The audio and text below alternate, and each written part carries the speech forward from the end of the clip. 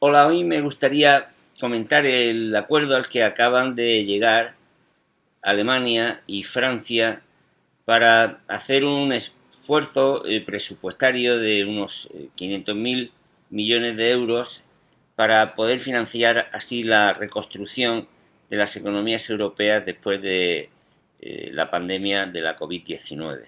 Y me gustaría hacer el comentario sobre este acuerdo en el contexto en el que se ha producido, porque creo que ha sido un contexto singular. Me refiero a que en un plazo de casi menos de 24 horas se han producido 4 declaraciones muy interesantes por parte de responsables de instituciones de la Unión Europea o de políticos muy destacados. La primera fue una declaración en una entrevista que hizo al diario El País el economista jefe del Banco Central Europeo, Philip Lane.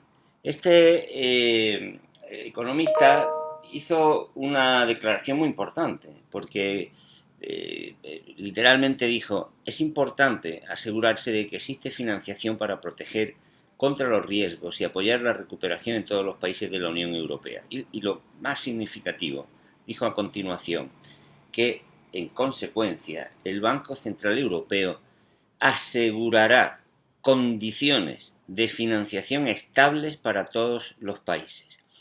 A mí me parece una declaración muy importante porque efectivamente está manifestando que el Banco Central Europeo, como textualmente había dicho, está dispuesto a hacer lo que haga falta para garantizar la financiación de unos gobiernos que van a tener que hacer un esfuerzo presupuestario extraordinario para hacer frente a la pandemia que estamos viviendo.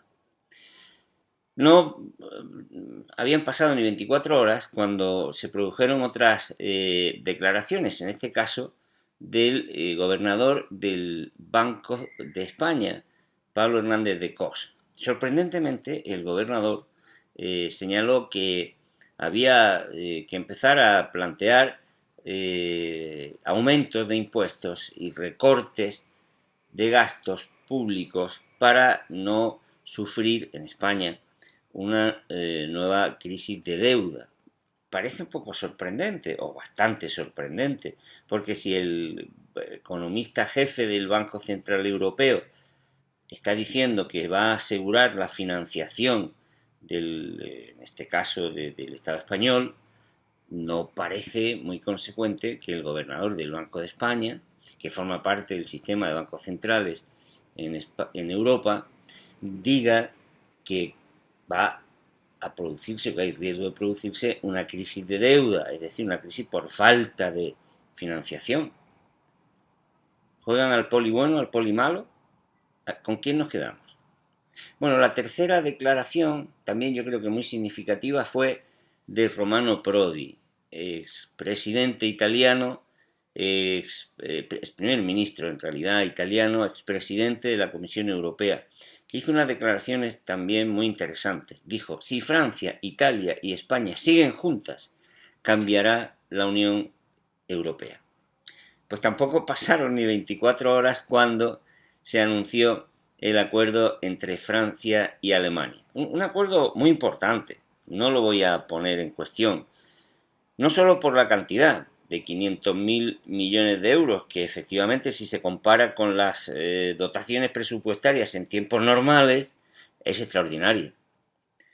Y también porque, según lo que se ha anunciado, supondría subvenciones no exactamente a los gobiernos o a los estados, sino a las regiones y sectores, es decir, a espacios y territorios que también van a ser, por ejemplo, alemanes, o a empresas que también van a ser alemanas, sin necesidad de ser reembolsados, aunque ya se advirtió que a cambio de condiciones vinculadas a reformas estructurales. Y ya sabemos eso en Europa, en la Europa del fundamentalismo neoliberal, lo que significa. Pero bueno, hay que reconocer que es un esfuerzo importante. Lo que pasa es que a mí me parece que el esfuerzo es insuficiente y además que es inadecuado. Es insuficiente porque, como digo, puede parecer mucho en tiempos normales, pero no en tiempos de una emergencia sanitaria. La prueba de ello es que el Parlamento Europeo acababa de reclamar 2 billones de euros.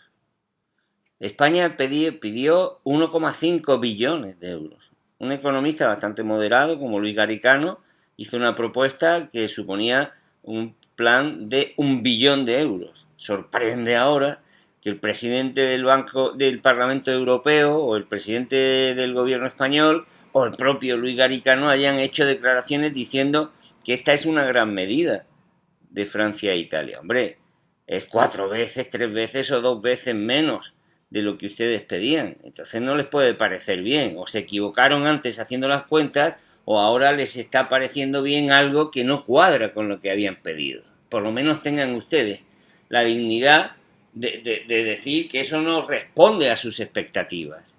Y luego ya veremos si hay otra posibilidad o no, pero no digan ustedes que eso es algo que les satisface porque es mucho menos de lo que habían pedido. Yo creo que esto se suma a una estrategia puesta en marcha por Alemania de aprovechar que la COVID-19 pasa por Europa, lo mismo que el Pisuerga por Valladolid, para poner en marcha una estrategia que refuerce a los llamados campeones europeos, las grandes empresas alemanas y francesas, y dar la espalda a las necesidades de financiación que van a tener países como Italia o España para hacer frente a un problema tan grave y tan inesperado como es una emergencia sanitaria. Francia había planteado otras medidas, había adoptado otras posiciones, parecía que iba a hacer equipo con Italia, con Italia, con España, con Portugal o Grecia, pero al final pues ha decidido pues irse con el hermano mayor. Está en su derecho y en cierta medida es lógico. Lo que no es tan lógico es que Italia, o no sería tan lógico, es que España, Italia, Portugal o Grecia no se dieran por enterados de lo que eso significa. Titulé mi artículo Francia y Alemania salen de caza, porque da la impresión de que eso es la idea que tienen.